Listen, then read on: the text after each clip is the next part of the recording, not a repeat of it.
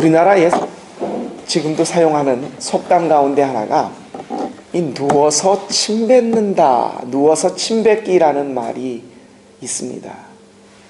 어떤 말이나 행동을 했을 때 그것이 오히려 해악이 자기에게 돌아오는 경우를 우리는 누워서 침 뱉는 경우, 침 뱉는다 라고 말을 합니다.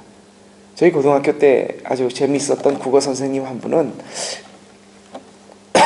이 누워서 침 뱉기라는 말은 좀 약한 표현인 것 같다 그러면서 본인이 스스로 만들어낸 말씀이 있었습니다.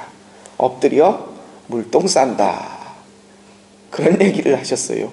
한번 상상을 해보니까 누워서 침 뱉는 건 그나마 침이나 떨어지지, 이 엎드려 그냥 똥도 아니라 물똥을 싸면 어떻게 되겠습니까? 이게 뭐 자기 가족, 뭐 아내나 시어머니나 막 이렇게 험담을 해요 말이야. 근데 그게 어떻게 되는 겁니까? 다 결국은 자기 가족 욕이잖아요, 그렇죠? 누워서 하늘로 침을 뱉으면 그 침이 어디로 떨어집니까? 자기에게로 떨어집니다. 오늘 이 시편 64편을 읽으시면서 여러분이 어떤 생각을 하셨는지 모르겠는데, 저는 누워서 침을 뱉는 게 아니라 누워가지고 하늘로 칼을 다 던지는 겁니다. 하나님 한번 어떻게 해보겠다고? 근데 그 칼이 어떻게 되죠? 뭐 뉴턴이 발견했던 그 만유인력의 법칙에 의해서 칼이 어떻게 됩니까? 이건 침은 그래도 뭐 뱉고 닦기나 하면 되지, 하늘을 향해 칼을 던졌는데 그 칼이 자기에게로 떨어진다. 하늘을 향해 화살을 탁 쐈는데 그게 다시 올라갔던 만큼 그 빠른 속력으로 자기에게로 내려온다. 오늘 시편이 64편은 역시 계속해서 나오죠. 어제도 보았었죠.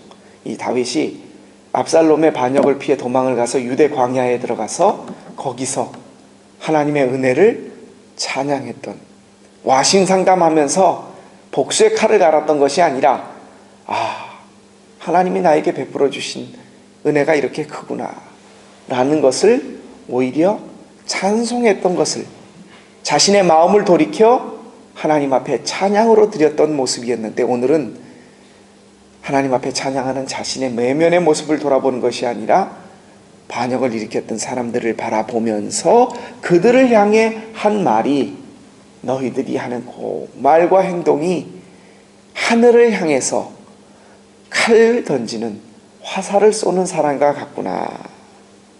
우리 3절 말씀에 보시면 그들이 칼같이 자기 혀를 연마하여 화살같이 독한 말을 하는도다.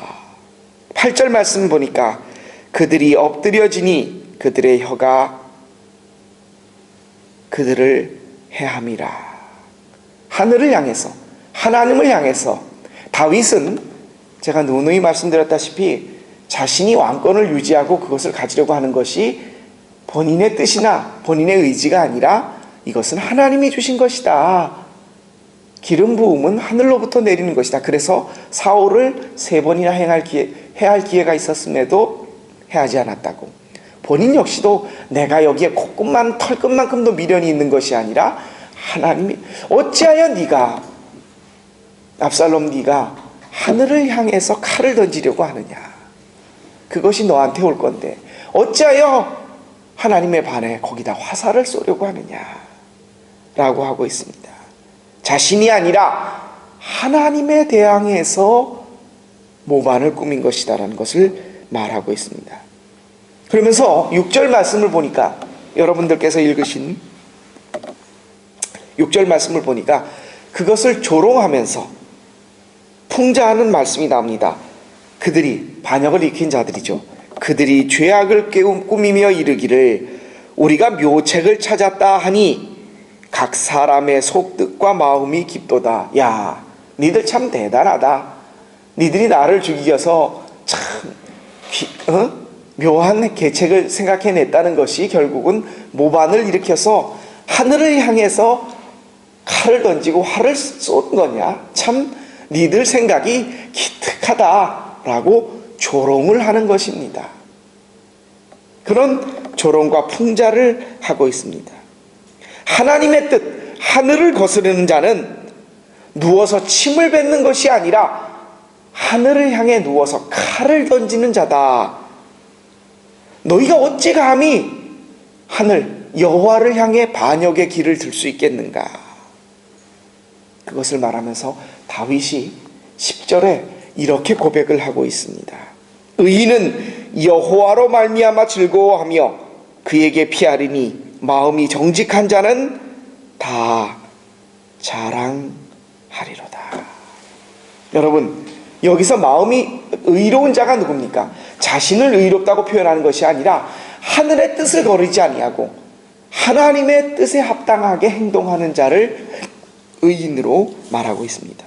하나님으로 말미암아 즐거워하는 사람입니다. 여호와의 뜻을 받드는 것을 기뻐하고 즐거워하는 사람을 말합니다.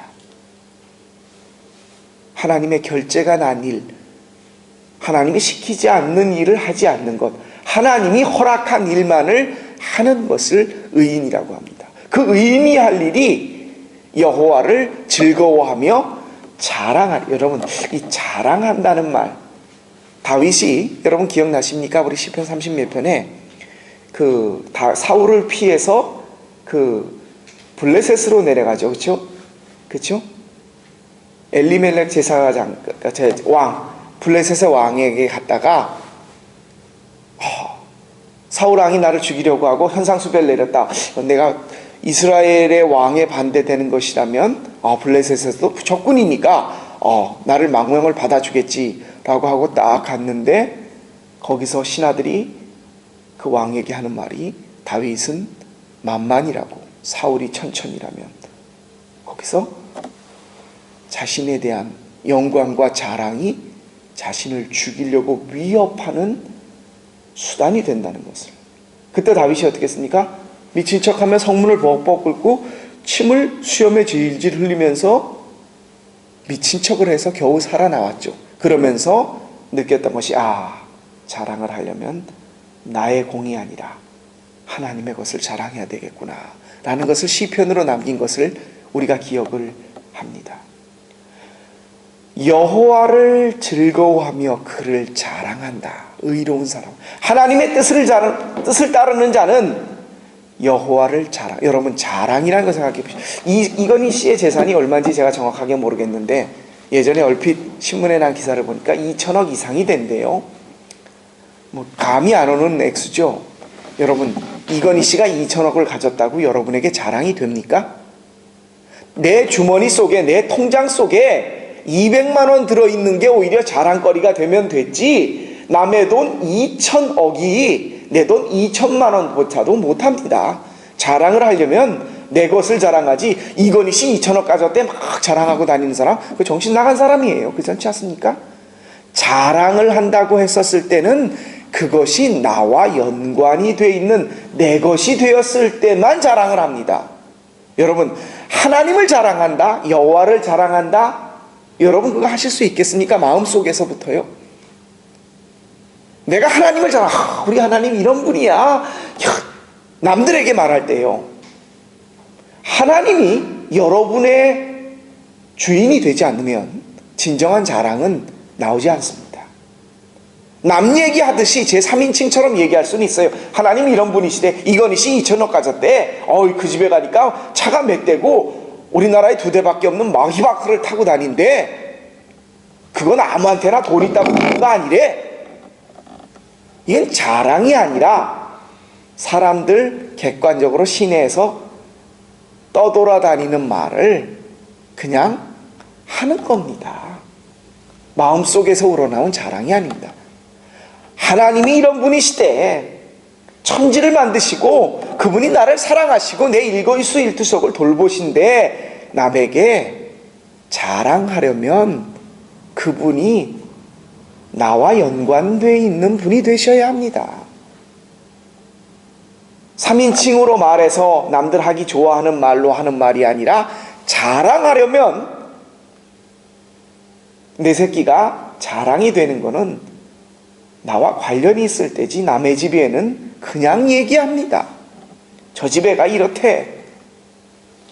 하나님이 여러분의 자랑이 되시려면요, 하나님이 여러분과 연관이 있으셔야 됩니다. 오늘 다윗은 하나님의 뜻을, 하늘의 뜻을 거스리는 사람들을 향해서 니들이 어떻게 누워서 침을 뱉냐, 아니 누워서 하늘에다 대고 칼을 던지냐, 참 니들 생각해냈다고 하는 것이 참 기특하고 대단하다 조롱하면서 마지막 하는 고백이, 의인은 여호와로 인하여 즐거워하며 하나님의 뜻, 하늘의 뜻을 거스르지 않으며 그 하나님의 뜻으로 인하여 즐거워하며 그 뜻으로 인하여 그 하나님을 자랑하는 자로다. 여러분, 우리가 하나님의 뜻을 거스리고 살려고 하지 않습니다. 하나님으로 인하여 즐거워하려고 합니다. 진정한 의인은 거기에 덮어야 하나님을, 제 3인칭이 아니라, 사람들이 하는 말이 아니라 내 속에서 나하고 연관이 있기에 우리 하나님 정말 좋은 분이야 고백할 수 있고 자랑할 수 있어야 합니다. 여러분, 하나님이 자랑스러우십니까? 그렇다면 하나님은 여러분에게 주저함 없이 의로운 사람이다, 그렇게 말씀해 주실 것입니다. 하나님을 자랑하십시다. 그것이 내게 느껴지십시다. 우리 하나님이 얼마나 나한테 이렇게 좋으신 분인지 오늘 하루 우리에게 하나님께 허락해 주셨습니다. 오후에 함께 모이실 겁니다. 여기 모이신 분들 대부분 또 다른 사람들의 은혜 받음을 위해서 우리가 또 열심히 움직이실 겁니다. 아니 며칠 전부터 움직이고 계실 줄 압니다. 하나님의 뜻을 따르기 위하여 힘들고 어렵고 내가 손해보고 하기 싫고 그리고 껄끄러운 일이라도 내가 합니다. 왜요? 난 하나님을 사랑하니까는요. 왜요? 나는 하나님을 자랑하고 싶으니까는요. 여러분의 이 마음이 하나님께서 보시고 너는 의로운 자다 칭하여 주실 것입니다.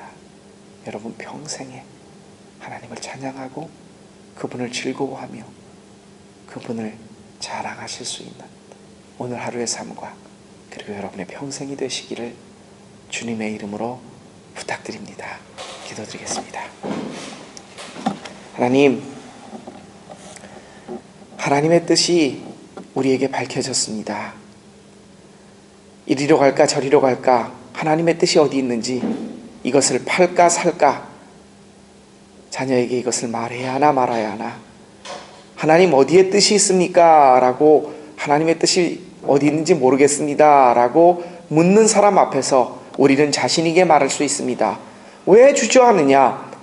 그것에 대한 하나님의 뜻이 너에게 어떤 것인지 모른다고 할지라도 그것을 판단하고 결정하고 행동하는 너를 향한 하나님의 뜻은 알지 않느냐?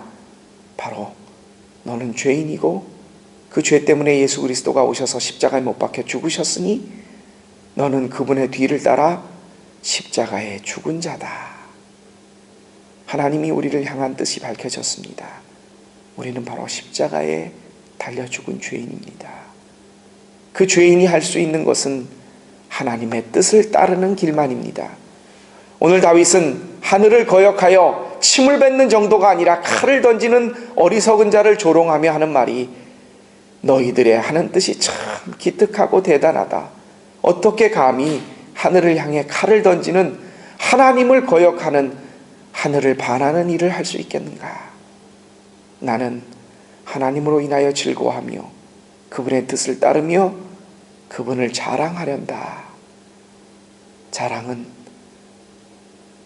그것이 내 것이 되어야만, 제 3의 것이 아니라 내 것이 되어야 하는 진정한 자랑임을 하나님은 오늘 다윗의 이 시편을 통하여 우리에게 말씀하여 주셨습니다. 하나님을 자랑하고 싶습니다. 하나님이 우리의 주인이 되어 주옵소서. 오늘 하루를 그렇게 살기를 원합니다. 주님 함께하여 주옵소서. 우리 주님 예수 그리스도의 이름으로 감사하며 기도합니다. 아멘.